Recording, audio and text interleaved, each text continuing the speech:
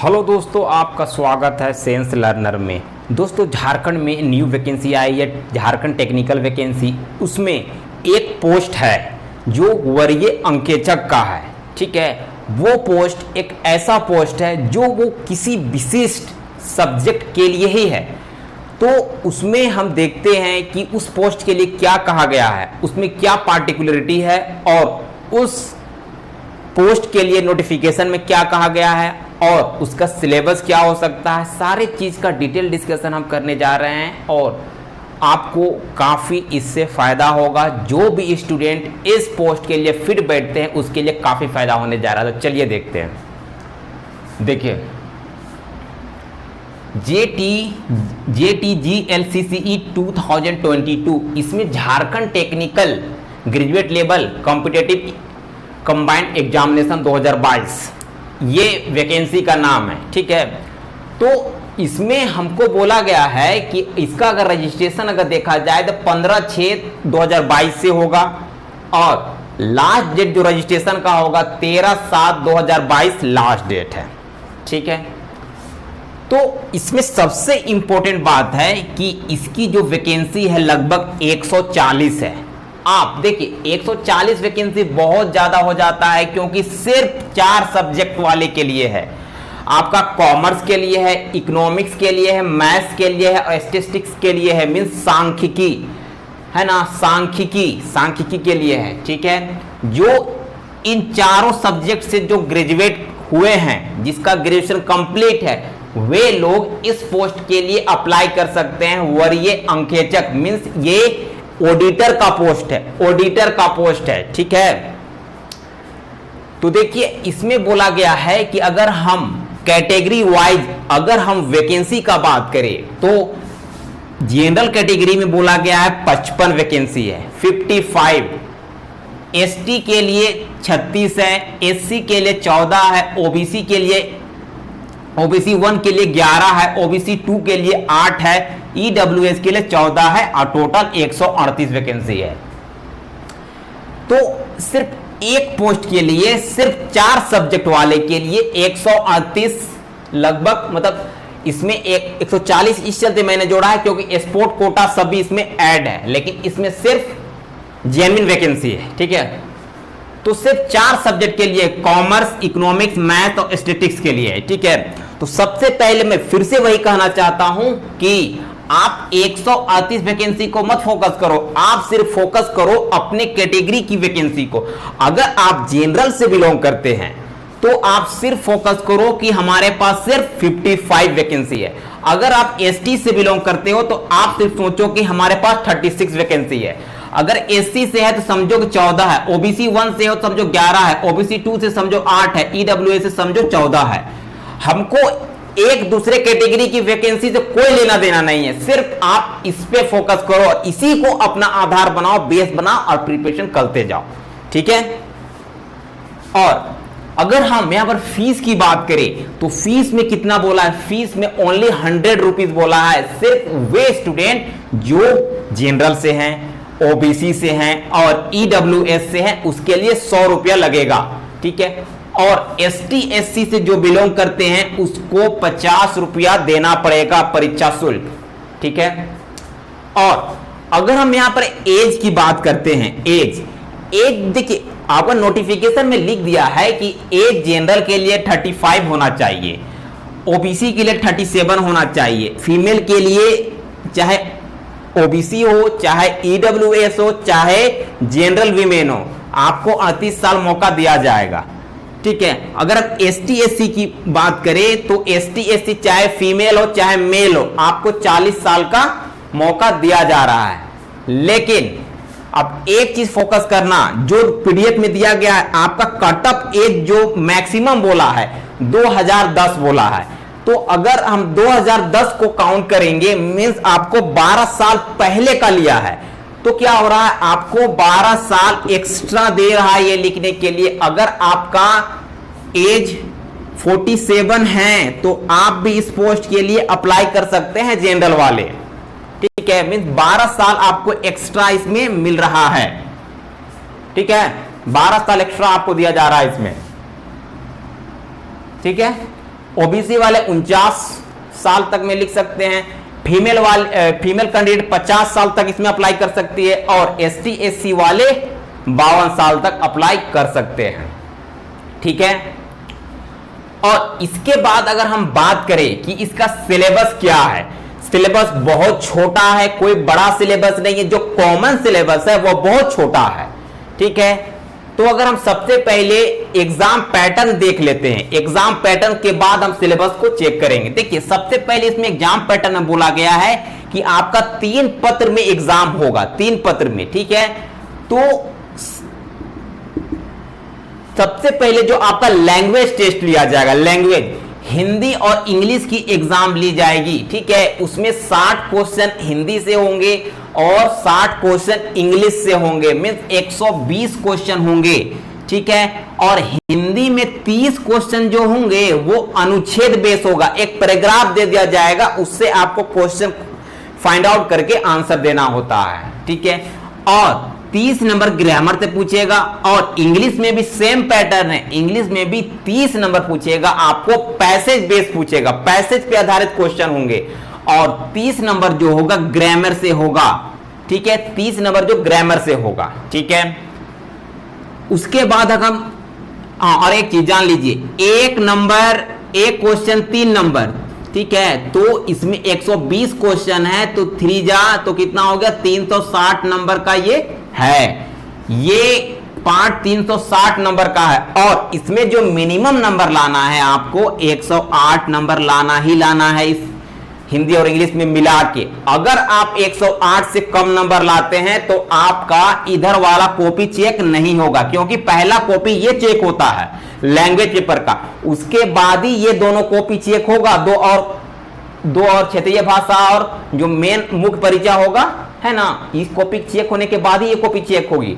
ठीक है, लेकिन अगर आप इसमें 108 से कम लाते हैं तो इधर वाला कॉपी आपका चेक नहीं किया जाएगा, इसीलिए ये दोनों में भी फोकस कीजिए, और 108 एटलीस्ट लाना है आपको। ठीक है, 108। ठीक है, उसके बाद अगर हम क्षेत्रीय भाषा की बात करें, क्षेत्रीय भाषा में 11 भाषाएं हैं, उर्दू है, नागपुरी है, पंचपरगनिया है, कुमाली है, कुरुक है, फिर खोटा है ना, उड़िया है, बंगाली है, तो बहुत सारे ऐसे लैंग्वेज है, 11 लैंग्वेज है ना, उसमें से आप एक लैंग्वेज चुन सकते हो जो आपके लिए फिट बैठता है, जो आपको आता है, जो आपके एरिया में बोला जाता है, वो लैंग्वेज आप चूज कर सकते हो। लेकिन वैसे स्टूडेंट जो क्षेत्रीय भाषा का समझ नहीं रखते हैं, मतलब जरा सा भी उनको नॉलेज नहीं है, लेकिन उसके लिए एक लैंग्वेज है जो आप चुन सकते हैं, नागपुरी आप चुन लीजिए, क्योंकि नागपुरी एक ऐसा भाषा है जो हिंदी जानने वाला भी जानता है। अगर भारत के लोग हैं तो आप हिंदी तो जानते ही होंगे, अगर आप हिंदी जानते होंगे तो नागपुरी आपको अच्छा से समझ में आ जाएगा, और नागपुरी में आप कमांड कर सकते हैं और नागपुरी लेके एग्जाम में अच्छा नंबर ला सकते हैं। ठीक है, इसमें 100 क्वेश्चन पूछे जाएंगे।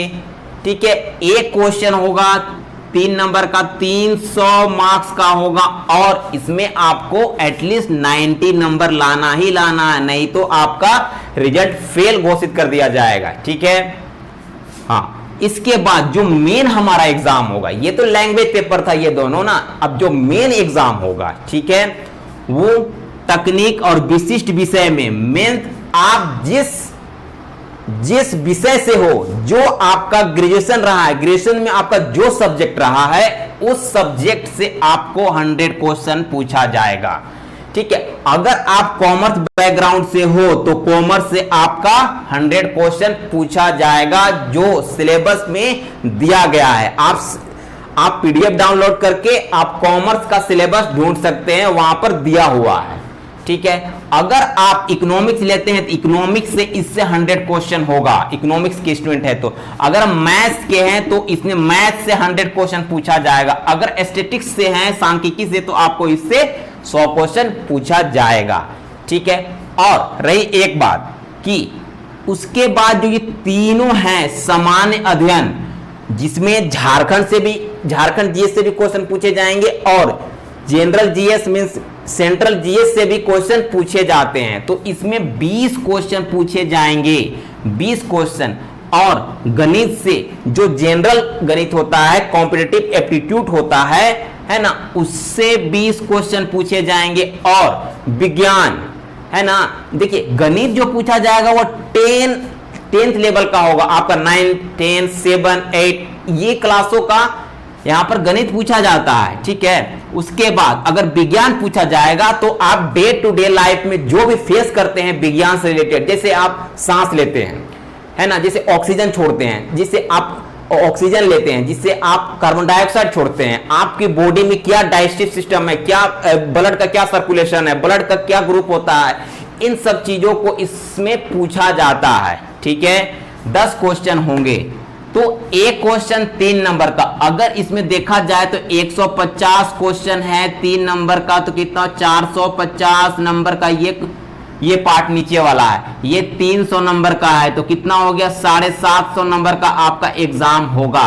और ये पार्ट को मैं नहीं जोड़ रहा हूं क्योंकि ऊपर वाला पार्ट सिर्फ क्वालिफाइंग नेचर का होगा। आप इसमें कितनों भी नंबर ला सकते हैं, 108 से ज्यादा, है ना, आपका इसमें ऐड नहीं किया जाएगा। लेकिन इसमें देखा जाएगा कि आपका 108 से कम तो मार्क्स नहीं आया है। अगर 108 से कम आता है तो आपको इधर वाला कॉपी आपका चेक नहीं होगा, ठीक है। इसीलिए इसका नंबर भले ही ऐड ना हो लेकिन इसमें 108 नंबर लाना जरूरी है, ठीक है। उसके बाद अगर हम सैलरी की बात करें तो 35,400 से लेकर 1,12,400 के बीच में है। आपको 6 पे लेवल इसमें दिया जा रहा है, काफी अच्छी सैलरी है, ठीक है। अगर हम सिलेबस की बात करें तो झारखंड जीएस से आपको क्वेश्चन पूछे जाएंगे, झारखंड जीएस से आपको छोटे छोटे क्वेश्चन पूछे जाएंगे, ठीक है। उसके बाद अगर हम मेन जीएस की बात करें तो करंट अफेयर से कुछ क्वेश्चन होंगे। करंट अफेयर जो चल रहा है पूरी दुनिया में, भारत में, इवन झारखंड में, उससे रिलेटेड कुछ क्वेश्चन पूछा जाएगा आपको। वैज्ञानिक प्रगति मीन्स टेक्नोलॉजी से क्वेश्चन आपके पूछे जाएंगे। जो हमारे देश में बहुत सारे ऐसे ऑर्गेनाइजेशन है जो मिसाइल बनाते हैं, इसरो है जो सैटेलाइट छोड़ता है, और बहुत सारे न्यूक्लियर प्लांट लगाए जाते हैं, बहुत सारे एटम बम बना के रखे हुए हैं भारत सरकार और बहुत सारी कंट्री। उन सब चीजों की, जैसे नासा से भी क्वेश्चन पूछा जाएगा जो अमेरिका का है, ठीक है। उन सब चीजों से क्वेश्चन आपके पूछे जाएंगे। अब भी बहुत सारे मिसाइल लॉन्च होते हैं, जैसे यूक्रेन और रसिया में जो युद्ध हो रहा है उससे रिलेटेड बहुत सारे मिसाइल का नाम आपको पूछा जाएगा, ब्राह्मोस मिसाइल सबका नाम पूछा जाएगा, ठीक है। तो उससे जैसे रफाल हो गया, उन सब चीजों से F-16 हो गया, F-17 हो गया, उन सब चीजों से आपका क्वेश्चन इसमें पूछा जाता है। अवार्ड से क्वेश्चन पूछे जाते हैं, चाहे वो खिलाड़ी को अवार्ड मिलता है, स्पोर्टमैन को अवार्ड मिलता है, चाहे वो फिल्म दुनिया में अवार्ड मिलता है, चाहे ऑस्कर अवार्ड मिलता है ना, उन सब चीजों को पूछा जाएगा। चाहे नेशनल अवार्ड मिलता है, चाहे भारत का हो, चाहे इंटरनेशनल लेवल का हो, चाहे फुटबॉल में अवार्ड मिलता है, उन सभी चीजों के बारे में आपको से पूछा जाएगा। भाषा पूछा जाएगा क्योंकि जो हमारा संविधान में भाषा लिखा हुआ है 22 भाषा है, उससे क्वेश्चन आपको देखने को मिलेगा। पुस्तक, बहुत सारे राइटर होते हैं जो पुस्तक नया नया पुस्तक लिखते हैं, और जो पुराना पुस्तक होता है हिस्ट्री का, उन सब चीजों के बारे में भी पूछा जाता है। लिपि, जो हम लिपि लिखते हैं, जो हिस्टोरिकल लिपि है, उन सब चीजों के बारे में, जो इतिहास में बहुत 3 से 4 लिपि है, पाली है, खरस्टू है, अरमाइक है ना, अरबी है, इन सब लिपि का पूछा जाता है। राजधानी है ना, कंट्री का जो हमारे आसपास जो न्यूज में रहता है जो देश, उसका राजधानी पूछा जाएगा। करेंसी पूछा जाएगा, मुद्रा, हमारा देश का मुद्रा रुपया है तो पाकिस्तान का भी रुपया है, अमेरिका का डॉलर है, तो इन सब चीजों को पूछा जाएगा जो कंट्री न्यूज में रहता है उसको। स्पोर्ट और प्लेयर, स्पोर्ट जो भी इवेंट होते हैं उन सब चीजों के बारे में क्वेश्चन पूछा जाएगा। और खिलाड़ी जो खेलते हैं, जो प्रोमिनेंट खिलाड़ी होते हैं, जो अच्छे खिलाड़ी होते हैं, जिसका परफॉर्मेंस बढ़िया होता है, उसके बारे में पूछा जा सकता है। आप एक चीज याद कर लो कि जो झारखंड के जो भी इंपॉर्टेंट पर्सन है उससे भी क्वेश्चन आपका पूछा जाएगा।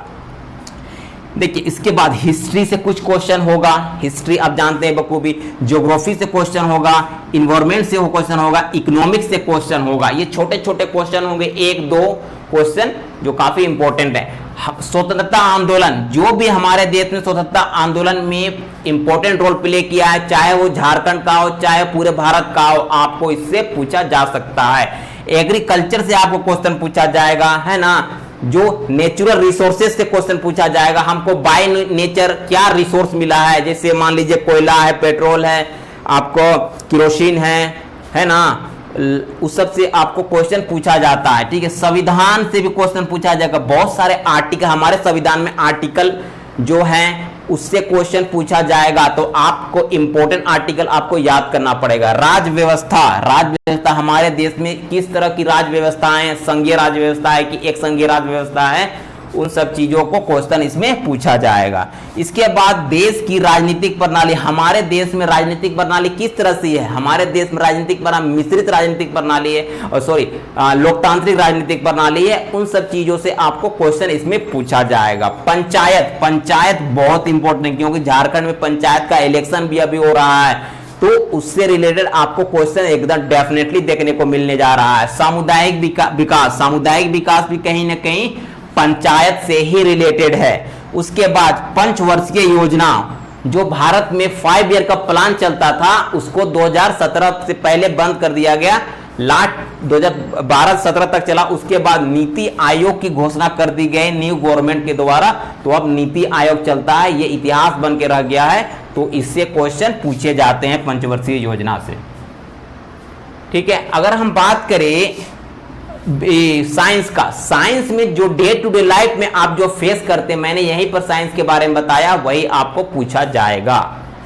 ठीक है, और मैथ का बात करें तो मैट्रिक स्तर तक के मैथ पूछे जाएंगे। आपको इसमें पूछा जाएगा profit and loss, CI, SI, उसके साथ आपको एवरेज, वर्क एंड टाइम, इस तरह के क्वेश्चन यहां पर देखने को मिलेंगे। ठीक है, कॉमर्शियल मैथ। ठीक है, तो इसके साथ इसका डिटेल डिस्कशन मैंने किया, जो ऑडिटर का पोस्ट के लिए है, 4 सब्जेक्ट के लिए, कॉमर्स, इकोनॉमिक्स, मैथ और स्टैटिस्टिक्स के लिए है। तो ये 140 लगभग वैकेंसी है, वो काफी इंपॉर्टेंट है आपके लिए। वैसे स्टूडेंट जो प्रिपरेशन कर रहे हैं कॉम्पिटिटिव एग्जामिनेशन, तो उसके लिए एक सुनहरा मौका है, और आप इसमें फोकस कीजिए, ध्यान दीजिए, और इस वीडियो को पूरा देखिएगा, आपको अच्छी तरह से समझ में आ जाएगा कि इस वैकेंसी में क्या कहा गया है। तो चैनल पे बने रहे। Thank you.